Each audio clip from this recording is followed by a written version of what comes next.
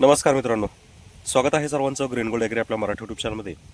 मित्रांनो, खरीप कापूस रोपवाटिका ही सुरू झालेली आहे. बऱ्याच शेतकऱ्यांकडे रोप तयार आहे. आता मित्रांनो, सध्याच्या परिस्थितीमध्ये किंवा येणाऱ्या कालावधीमध्ये सगळ्यात मोठी समस्या आपल्याला जाणवणार आहे आणि ती आहे रोपवाटिकेमध्ये लागणारी बुरशी किंवा मुळकूज.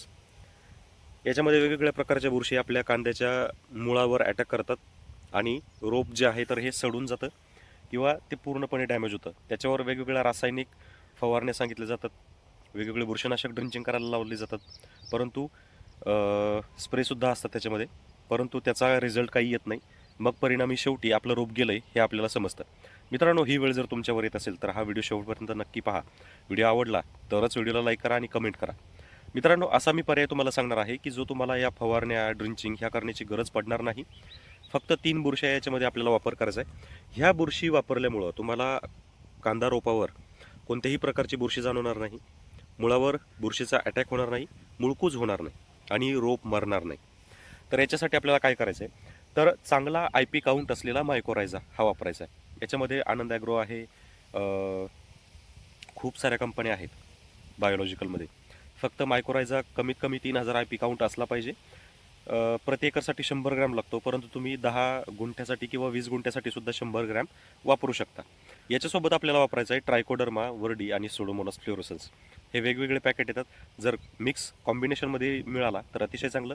जर तो तुम्हाला अवेलेबल होत नसेल तर आपल्याकडे 3-in-1 कॉम्बिनेशनमध्ये फंगी फायटर या नावाने ट्रायकोडर्मा, सुडोमोनास आणि बॅसिलस या 3 फंगी मिळतात, ज्याची किंमत साधारण 1100 रुपये जाते. आता याच्यामध्ये असं आहे की तुम्ही फक्त एक सिंगल फंगी फायटर जर घेतला तर तो 1100ला बसतो. जर जास्त घेतला तर मग त्याच्यामध्ये डिस्काउंट पडतो. त्याची सगळी ऑनलाईन प्राइसिंग असते. आता मार्केटमध्ये जर घेतला तर साधारण 500 रुपये, 550 रुपये अशा पद्धतीत मिळतो. बरेच शेतकऱ्यांना स्वस्तामध्ये पण मिळतो. पण लक्षात ठेवा, आपल्याला महत्त्वाचा आहे बॅक्टेरिया काउंट. बॅक्टेरिया काउंट जर कमी असेल तर तो तुम्हाला 100 रुपयाला जरी मिळत असेल तर त्याचा फायदा नाही. कारण बॅक्टेरिया काउंट जास्त असणं आणि बॅक्टेरिया काउंट कमी असणं याच्यामध्ये त्याच्या सक्रिय होण्याच्या कालावधीमध्ये खूप जास्त फरक आहे. यामुळं जास्त बॅक्टेरिया काउंट असलेलेच बॅक्टेरिया आपल्याला त्याच्यामध्ये घ्यायचेत आणि त्याचा वापर सुरू करायचा आहे. सुरू करत असताना मायकोरायझा, ट्रायकोडर्मा आणि सुडोमोनास हे तिन्हीही बॅक्टेरिया तुम्ही एकत्र देऊ शकता, म्हणजे तिन्हीही बुरशी एकत्र सोडू शकता. पण काय करायचं आहे, 200 लिटर पाण्यात मिक्स करून लगेच ते सोडायचे. त्याला जर तुम्हाला मल्टिप्लाय करायचं असेल तर तिन्हीही सेपरेट ठेवा आणि मग त्याचा वापर करा. जर तुम्ही रेन पाईपनी पाणी देत असाल तर पाणी देऊन घ्या आणि त्याच्यानंतर ओल असताना फवारणी करा. रेन पाईप किंवा मिनी स्प्रिंकलरने त्याचा वापर करू नका. हे सिंपल स्टेप आहेत ज्या आपल्याला खूप फायदेशीर ठरणार आहेत, खास करून कांदा रोपवाटिकेसाठी. हे 3 बुरशी याच्यामध्ये तुम्हाला साफ, M45, अँट्राकॉल, त्याच्यानंतर पुढं गेल्यावर ब्ल्यू कॉपर, नेटिव्हो, म्हणजे खूप वेगवेगळ्या बुरशीनाशकं वापरायला सांगतात. तर ती वापरण्याची गरज पडणार नाही. कारण इथं तुम्हाला जो प्रॉब्लेम मुळामध्ये असतो तो तुम्ही किती जरी फवारण्या केल्या तरी तो सॉल्व्ह होणार नाही. म्हणून मी तुम्हाला सुरुवातीलाच ही माहिती देतोय.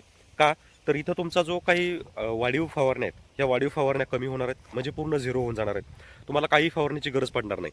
आणि मुळं एकदा ग्रोथ सुरू झाली, म्हणजे मायकोरायझामुळं जर ग्रोथ सुरू झाली तर थोड्याफार प्रमाणामध्ये जी काही बुरशी लागते ती कंट्रोल होऊन जाते ट्रायकोडर्मा आणि सुडोमोनासमुळं.